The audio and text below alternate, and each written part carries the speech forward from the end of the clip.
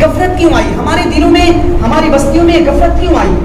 وہ غفلت اس وجہ سے آئی ہے کہ ہمارے نزدیک دنیا محبوب ہو چکا ہے. دنیا کو ہم نے آگے رکھا ہے, دنیا کو ہم نے آگے رکھا ہے اور آخرت کو پسے پش ڈال دیا ہے. دیکھیں میں مثال سے سمجھاتا ہوں, تمثیل سے تفہیم میں تفصیل ہوتی ہے. کوئی بھی بات جب مثال سے سمجھائی جاتی ہے تو بات سمجھ میں آتی ہے. دیکھیں ہم اپنا محاسبہ کریں, ہر ایک, یہ تو پرسنل باتیں ہیں لیکن ہماری زندگی کیا ہے, ہر دن کیا, ایک دن کا میں آپ کے سامنے رکھتا ہوں. مثلا ایک انسان زندگی کیسے گزارتا ہے؟ صبح اٹھتا ہے تو جو آفس میں جانے والے ہیں وہ صبح اٹھ کر کے آفس کی تیاری کرے گا, بیگ لے گا اور آفس چلا جائے گا. جو بزنس مین ہوگا ان کے سامنے ٹارگٹ ہوگا کہ اتنا مال سیل کرنا ہے آج, ٹھیک ہے نا. جو مینیجر ہوگا ان کے سامنے ہوگا کہ آج میں نے یہ رجسٹر تیار کرنی ہے. یہ سارے دفتر چل رہے ہیں. جو کھیتی باڑی والے ہوں گے, کھاد مارنی ہے نہیں مارنی ہے, پانی کس کھیت میں کتنا نہیں ہے, اس میں گھاس آ گیا ہے اس کو اکھاڑنا ہے, صاف کرنا ہے, وہ اس کا چکر لگاتا رہے گا, ٹھیک ہے نا. عورتیں کے اندر بھی یہی حال ہے کہ وہ گھر کے کام کرتے رہیں گے کہ گھر میں آج ہمیں کیا کیا کرنا ہے نہیں کرنا ہے, کیسے صفائی کرنی ہے, کیا بنانا ہے. بچے کی بھی یہی ٹارگٹ ہے, ہمیں صبح اٹھنا ہے, تیار ہونا ہے اور اسکول کے لیے یا مدرسے کے لیے جانا ہے. یہ صبح سے شام تک کی ہماری یہی ٹارگٹ ہوتا ہے. صبح میں ہم تیار ہوتے ہیں, پھر اپنے اپنے کاموں میں لوگ بزی ہو جاتے ہیں, پھر یہ کاموں سے فارغ ہوتے ہیں. کسی کو 10 گھنٹہ لگ جاتا ہے, کسی کو 8 گھنٹہ, کسی کو 5 گھنٹہ, کسی کو 2 گھنٹہ, کسی کو 3 گھنٹہ. یہ سب فارغ ہونے کے بعد شام ہو جاتا ہے. شام آئے تو جو بڑے عمر کے لوگ ہوں گے وہ ٹی وی میں بیٹھ جائیں گے اور سماچار دیکھنے لگیں گے, نیوز دیکھنے لگیں گے, پیپر پڑھنے لگیں گے کہ آج کی خبریں کیا ہے دنیا میں. جو بچے ہوں گے وہ کھیل کود میں ملوث ہو جائیں گے. وہ کھیل یا تو فزیکل ہو جیسے کہ کھیلنا کودنا باہر جا کر کے ہو, یا تو پھر موبائل میں گیم کھیل رہا ہوگا. لیکن آج کل کے بچے باہر کم, موبائل میں زیادہ بزی ہے. یہ نوجوان ہوں گے وہ انٹرنیٹ سے کنیکٹ ہو جائیں گے, اپنے موبائل پہ بزی ہے, کسی سے بات کر رہا. اور گھر کی عورتیں جو ہوں گی شام کے ٹائم میں کیا کریں گے, دن بھر کہ پورے دستان اپنی اس بہن کو فون کر رہی ہوگی, اپنی ماں کو فون کر رہی ہوگی اور اپنی باتیں کریں گی. آج شوہر نے یہ کہا, بچے نے یہ کہا, ساس نے یہ کہا, اپنی شکایتیں اور اپنی دنیا کی زندگی کے بارے میں بتا رہی ہوں گی, ٹھیک ہے نا.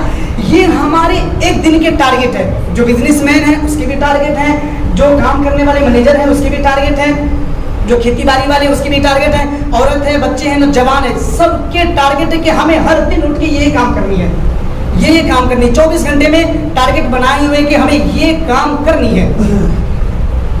یہ باتیں بتلانے کا مقصد یہ ہے کہ ان 24 گھنٹوں میں ہمارے سامنے یہ ٹارگٹ نہیں ہے نا, نظر نہیں آ رہا کہ اس میں ہمیں نماز بھی پڑھنی ہے, اس دن میں ہمیں اللہ سے دعائیں بھی کرنی ہے, قرآن کریم کی 1-2 پارے پڑھنے ہیں. یہ ٹارگٹ نہیں ہے. ہماری زندگی میں ہر چیز کے ٹارگٹ ہے, کب کیا کرنی ہے نہیں کرنی ہے, کھیت میں جانا ہے نہیں جانا ہے, بھینس کو لے کے جانا ہے نہیں جانا. روز مرنا کی زندگی میں ہم یہی سی, ایک دن کا میں نے مثال دیا, روزانہ کا مسئلہ ہے سب کا یہی سی ہوتا ہے کہ روزانہ سب کا مائنڈ سیٹ ہوتا ہے کہ کیا کرنا ہے, کل کیا کرنا ہے, کل کیا کرنا ہے. یہ سب ہم تیاری کر رہے ہوتے ہیں, لیکن ہمارے سامنے یہ ٹارگٹ کیوں نہیں ہوتا ہے کہ ہمیں قرآن بھی تو پڑھنی ہے, نماز بھی تو پڑھنی ہے, ہمیں اللہ کے سامنے رکنا بھی تو ہے, آخرت کی بھی تو تیاری کرنی ہے. یہ ٹارگٹ نہیں ہے تو کیا بنانی پڑیں گے نا. ٹارگٹ بنانا ہے کہ نہیں بنانا ہے. ہم اپنے لسٹ میں سے اس کو کیوں سائڈ کر دیے, قرآن کو کیوں ہٹا دیے. ہم اپنے لسٹ میں سے اللہ سے مانگنا ہے, دعائیں کرنی ہے, رونا ہے, اس کو کیوں ہٹا دیے. ہم اپنے لسٹ میں سے نماز کو کیوں غائب کر دیے. اللہ اور اس کے رسول کے احکامات کے مطابق زندگی گزارنی ہے, گناہوں سے ہر روز کچھ نہ کچھ بچنے کی کوشش کرنی ہے. اگر نہیں چھوٹا جا رہا ہے, شراب, کوئی شرابی ہے اس سے شراب نہیں چھوٹا جا رہا ہے, دھیرے دھیرے کوشش کرے, روزانہ کم کرے کہ آج میں نے 2 بوتل پی تو کل 1, اس سے آدھا, پھر آدھا, پھر تھوڑا چھوڑنی ہے نا. لیکن ہم گناہ کو چھوڑتے تو نہیں ہیں, لیکن دن بدن گناہوں میں اور زیادہ ملوث ہو جاتے ہیں, اور زیادہ ہماری زندگی میں جیسی جیسی ہماری زندگی گزر رہی ہے ہم گناہ اپنے دامن میں زیادہ سمیٹ رہے ہیں. نیکی کم, نیکی تو پتہ ہی نہیں ہے, لیکن گناہ زیادہ ہمارے دامن میں آ رہی ہے. تو اسی لیے ہر چیز کا ٹارگٹ رہے گا تو یقین جانے ہماری آخرت کی جو منزل ہے وہ صحیح گزرے گی. حدیث پاک میں آتا ہے کہ ہمیں دنیا کی اتنا ہی تیاری کرنی چاہیے جتنا ہم دنیا میں رہنا ہے. دنیا میں کتنے رہیں گے؟ کسی کی 20 سال کی زندگی ہے, 10 سال کی ہے, کسی کو 30 سال, 40 سال, 50 سال, 100 سال. ایک دن کے بعد یہ تو ختم ہو جانی ہے نا. اور آخرت خالدین فیہا, وہاں تو ہمیشہ رہنا ہے, وہاں کی زندگی تو ختم ہی نہیں ہونی ہے. تو دنیا میں جتنا رہنا ہے ہمیں دنیا کو اتنی تیاری کرنی ہے, اور آخرت میں جتنا رہنا ہے اس کو اتنی تیاری کرنی ہے. تو جہاں جتنا رہنا ہے ہم اس کی تیاری نہیں کر رہے ہیں، اور جہاں پہ رہنائی کچھ نہیں ہے، بلکہ وما من دابۃ فی الارض الا علی اللہ رزقها ویعلم مستقرها ومستودعها، اور اللہ تعالیٰ نے دو چیزوں کی ذمہ داری تو اپنے ذمہ لی ہے نا، رزق کی اور عزت کی، ٹھیک ہے نا؟ تو رزق کی ذمہ داری اللہ نے لے رکھی ہے، تو جس کے ذمہ دار خود اللہ ہے، اللہ لے رکھی ہے، اس کے پیچھے ہم بھاگ رہے ہیں۔ ایک شرابی تھا، کہیں سننے کو یا دیکھنے کو یا پڑھنے کو ایک واقعہ ملا تھا کہ کسی سے پیسے مانگ رہا تھا کہ بھائی میرے کو پیسے دو، شراب پینا ہے یا درس لینا، جو بھی لینا ہے، تو کہنے لگے کہ بھائی اس کام کے لیے میں تمہیں پیسے نہیں دے سکتا، اگر تمہیں کھانا کھانا ہے تو میں اس کے لیے پیسے دے سکتا ہوں۔ تو شرابی نے کہا کہ کھلانے کی ذمہ داری کسی اور نے لے رکھی ہے، شراب پینے کے لیے تم پیسے دے دو میرے کو۔ یہ باتیں جب کہا تو اس کے دل میں تھوڑی سی رحم جاگی اور اس نے پیسے دے دیے، اور وہ بندہ پیسے لے کر کے چلتا گیا۔ اس کے پیچھے وہ بندہ بھی جس نے پیسہ دیا ہو لیا، کہاں جاتا ہے؟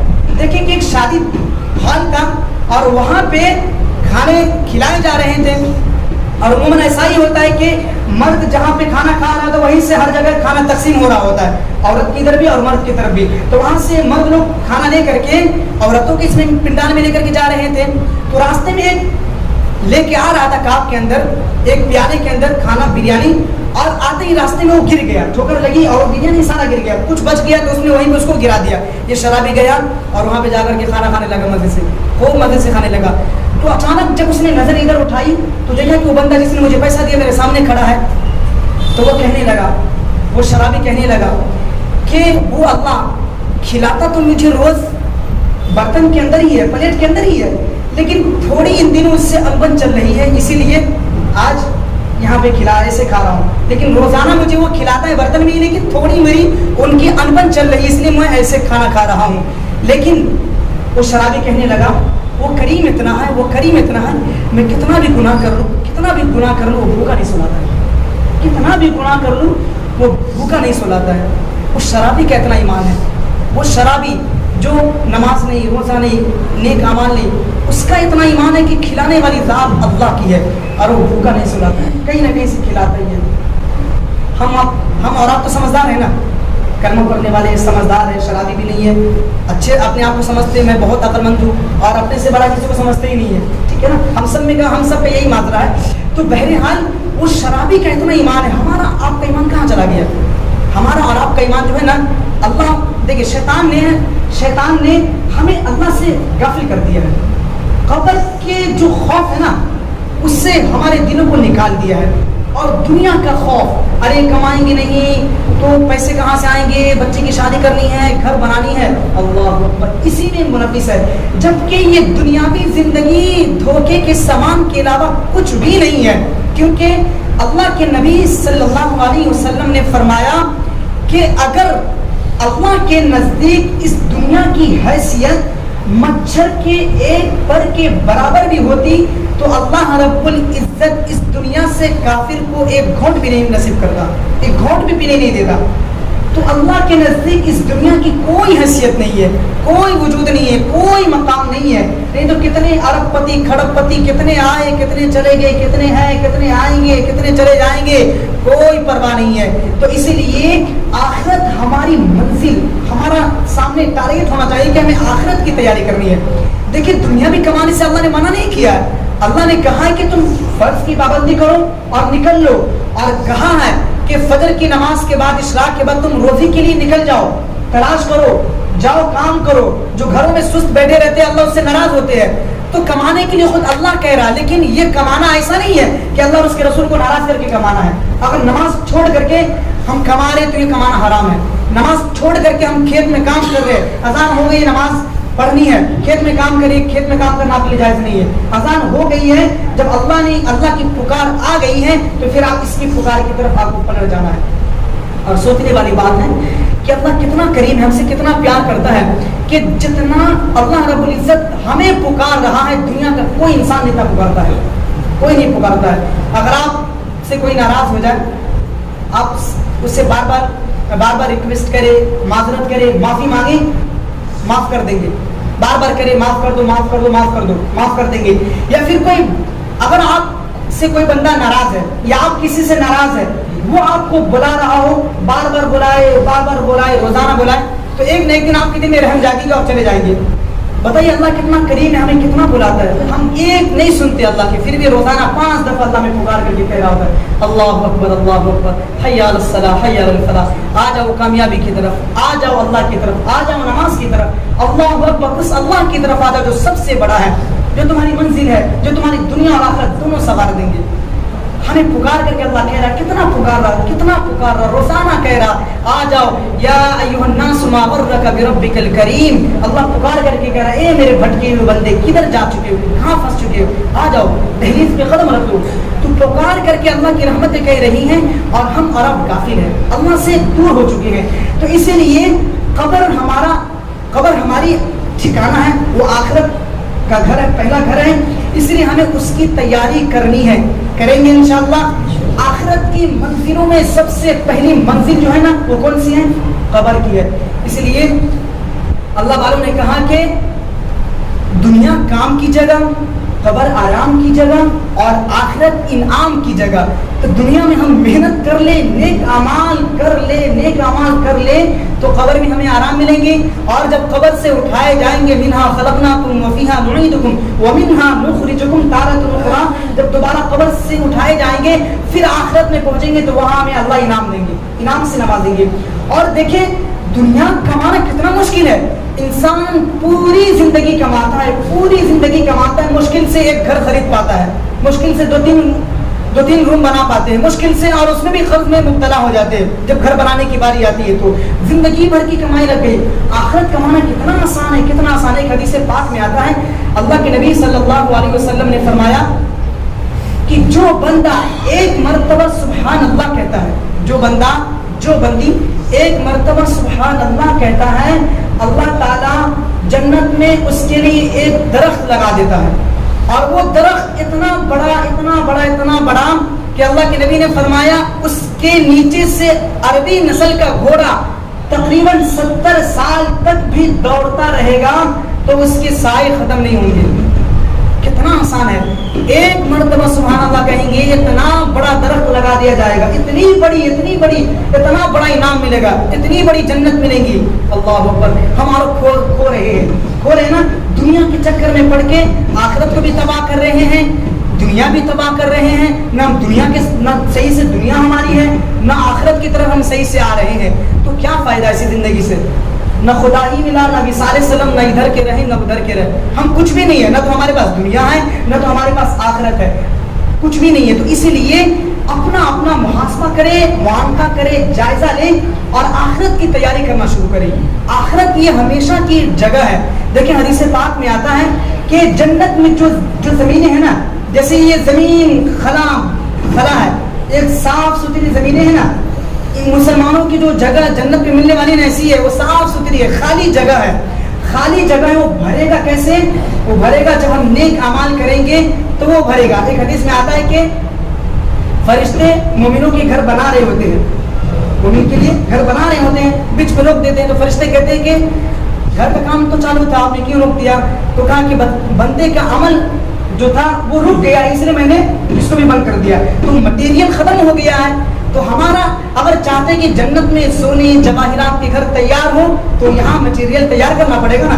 یہاں نیک عمل کریں گے، جتنا نیک عمل کریں گے اتنی بلڈنگیں، ساری چیزیں ملنے والی ہے وہاں ہمیں. تو سوچے نا، ایک مرتبہ سبحان اللہ کہنے پر ہمیں کتنا ملے گا، کتنی بڑی جنت کہ جس کے نیچے سے عربی نسل کا گھوڑا 70 سال تک بھی دوڑتا رہے گا، جس کی اسپیڈ آپ اندازہ لگا سکتے ہیں، جس کے کتنی رفتار ہوتی ہے گھوڑے کی، وہ بھی عربی نسل کا، جو کوئی انعام پانے والا گھوڑا ہوتا ہے، طاقتور گھوڑا ہوتا ہے، وہ گھوڑا دوڑتا رہے گا ایک مرتبہ. تو دن میں اگر جو 100 مرتبہ کہے، 1000 مرتبہ کہے، کروڑ مرتبہ کہے تو کتنا بڑا انعام ملے گا، کتنی بڑی جنتیں ملیں گی. اور یہ تو بات رہی رمضان میں کہے تو اور زیادہ ملے گی، اور خانہ کعبہ کے اندر کہے تو اور زیادہ، خانہ کعبہ کے اندر رمضان میں تو اور زیادہ نیکیاں ملیں گی. کتنی نیکیاں ملیں گے. تو جنت کمانا آسان ہے، جنت کو حاصل کرنا آسان ہے، اللہ کو پانا آسان ہے. لوگوں کو خوش کرنے کے لیے ہم نہ جانے کتنی ساری تدبیریں کرتے ہیں، لیکن اللہ ایک آنسو پہ مان جاتا ہے. تو اللہ کو منانا بھی آسان ہے، آخرت کو پانا بھی آسان ہے. بس یہ کہ ہم اللہ سے ڈرنے والے بن جائیں. ہم سب جانتے ہیں کہ یہ غلط ہو رہا ہے، ہمارا نفس ہمیں کہہ رہا ہوتا ہے یہ غلط ہو رہا ہے، یہ غلط ہو رہا ہے، پھر بھی ہم کر رہے ہوتے ہیں۔ بایزید بستامی رحمۃ اللہ علیہ نے کہا ایک خواب دیکھا، خواب میں اللہ کو دیکھا، خواب میں اللہ کو دیکھا کہ میں آپ کو پانا چاہتا ہوں، تو کہا کہ اپنے نفس پر قابو کر لو اور مجھے پالو گے۔ تو بایزید بستامی رحمۃ اللہ علیہ صرف کہتے تھے کہ صرف اللہ 2 قدم دور ہے، 2 قدم دور ہے، ایک قدم اپنے نفس میں رکھو، دوسرا قدم تم جنت میں جاؤ گے، دوسرا قدم تمہارا آخرت ہے۔ اپنے نفس کو کنٹرول کرے، قابو میں رکھے۔ کچھ غلط دیکھ رہے ہیں تو اینما کنتم، یعنی اللہ تو ہر جگہ ہے نا، ہم کچھ غلط دیکھ رہے ہیں تو وہاں بھی ہمارے خیال ہونا چاہیے ارے اللہ تو دیکھ رہا ہے، کوئی دیکھے نہ دیکھے اللہ دیکھ رہا ہے۔ کسی کے بارے میں غلط پلاننگ کر رہے ہیں تو مکر وہ مکر اللہ، اللہ بھی ایک سازش رچ سکتا ہے ہمارے بارے میں، ہم کیوں کسی کو تکلیف میں ڈالے، ٹھیک ہے نا۔ تو اپنا محاسبہ کرے، معاملہ کرے، جائزہ لے، اور اس دنیا کے چکر میں پڑ کے لوگوں کو خوش کرنے کے لیے کچھ ایسی باتیں نہ کرے، کچھ ایسے چیز نہ دیکھے، کچھ ایسے بات کلمات نہ سنے، اپنی ہر چیز کی حفاظت کریں گے تو انشاءاللہ ثم انشاءاللہ آپ کو آخرت میں بہت کچھ ملنے والا ہے۔ تو اس لیے دنیا کام کی جگہ، قبر آرام کی جگہ، اور آخرت انعام کی جگہ۔